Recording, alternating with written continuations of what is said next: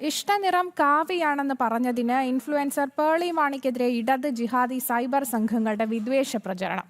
പേർളിയുടെ സമൂഹമാധ്യമ അക്കൗണ്ടുകൾ അൺഫോളോ ചെയ്യാനാണ് ജിഹാദികളുടെ ആഹ്വാനം. പാറ്റ സമരത്തിൽ പങ്കെടുത്ത വിദ്യാർത്ഥികൾ അപകടത്തിലാകരുതെന്നും പേർളി സമൂഹമാധ്യമത്തിൽ പോസ്റ്റിട്ടിരുന്നു.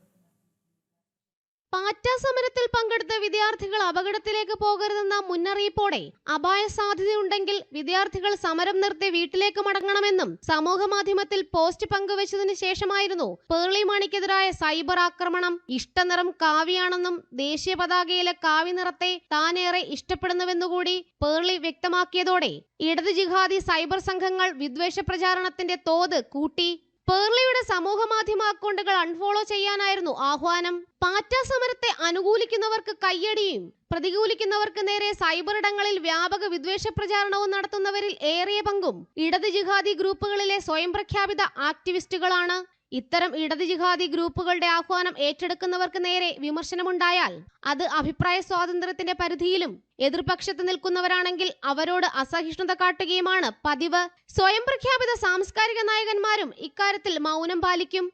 എന്നാൽ പേർളി മാണിയെ പിന്തുണച്ച് നിരവധി ദേശീയവാദികൾ രംഗത്ത് വന്നിട്ടുണ്ട്. ജനം, കൊച്ചി.